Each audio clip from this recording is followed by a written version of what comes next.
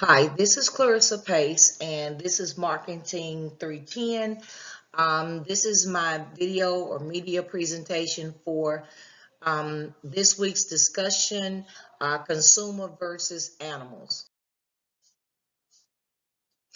Okay, the first question from the video was, what does it mean to consume?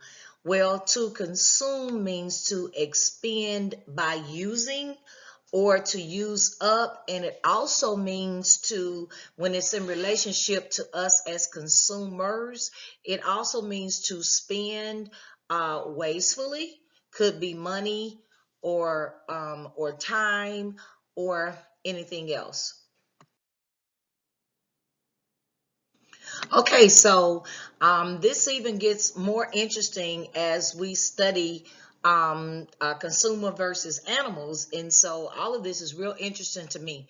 This question says, what does consumer behavior say about us as individuals?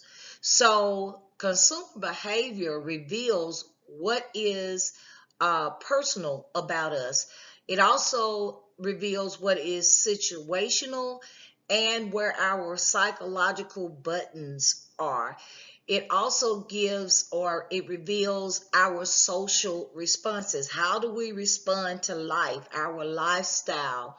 And then, because as consumers, what we do is we shop for our products and we buy them, use them, and dispose of them because of who we are and how we are constructed as human beings. So I think that this is what consumer behavior reveals about us individually.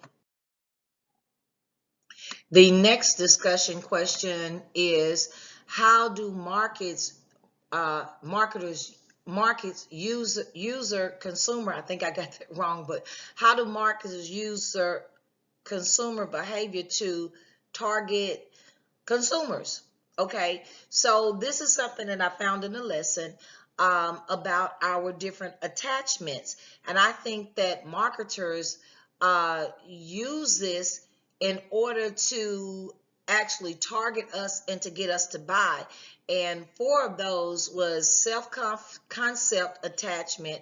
This means the product helps to establish the user's identity. So it's like if the marketer wants to reach us, then they're going to look inside or try to create an avenue of marketing that reaches what something or some way that we can identify with that.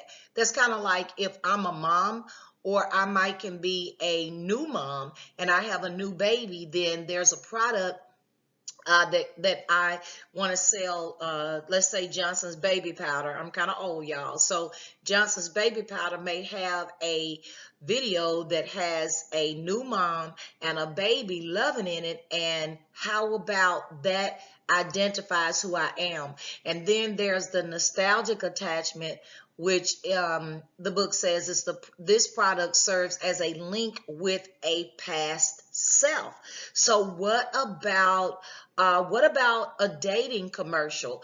eHarmony, for instance, I'm thinking that they might could show a video of someone who feels like they may be getting old and then go on a computer and then raise up the computer and begin to shop on eHarmony and then show all of this glee and all of this excitement about linking up with someone and simply walking in the park. And then also interdependence, which is the product that is a part of the user's daily routine. So when I see that, I think of exercising. I think of identifying with those who go out into the park and they might be selling a bike.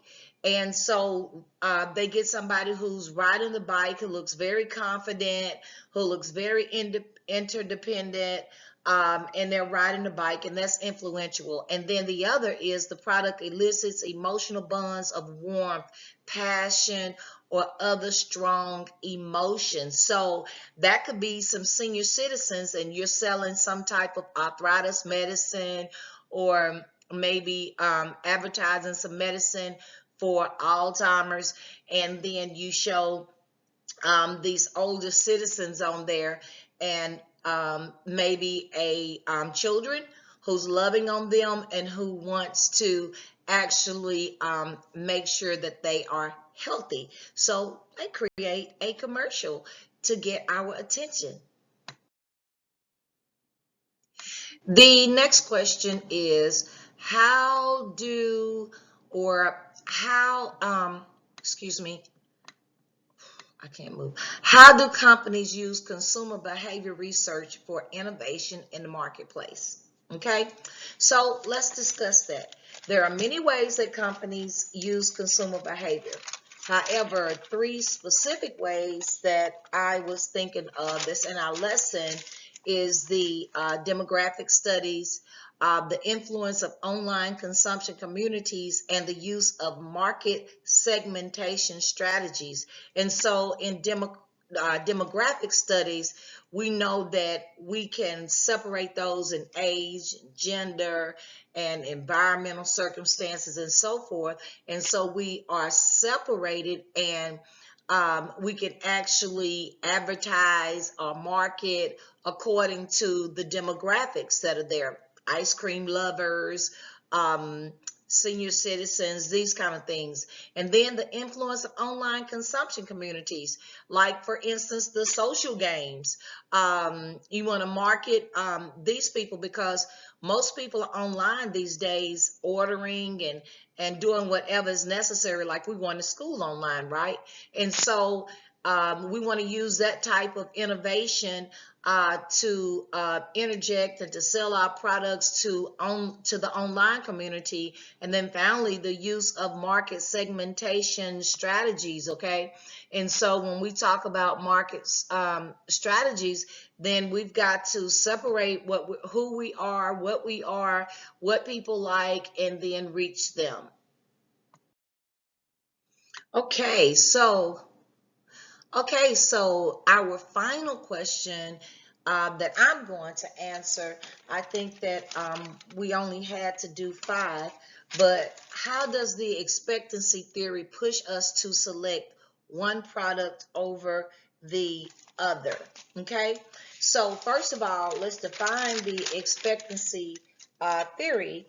And the expectancy theory suggests that expectations of achieving desirable outcomes or positive incentives rather than being pushed from within motivate our behavior. Okay, let me say that again. We're not pushed, our buttons are not pushed from within, okay, but yet the expectancy theory suggests that our expectations of reaching our desired outcomes come from positive incentives. Like for instance, I think that some commercials, it's actually marketers and studiers, they're actually influencing and telling us what it is that we should like. They're influencing us when we don't even have a desire to do or to purchase something. I might not need a new pair of tennis shoes, but by the time I get through watching a commercial, I'm gonna buy me some a good pair of Nikes, right? And so I think that the expectancy theory pushes us to select products over the other because we either are going to help influence us in letting us or telling us that this is what we need, or we're going to select the other from maybe we've used the product and we have the experience with the product, or someone else has used it and have experience, and so then we choose one product over the other like that.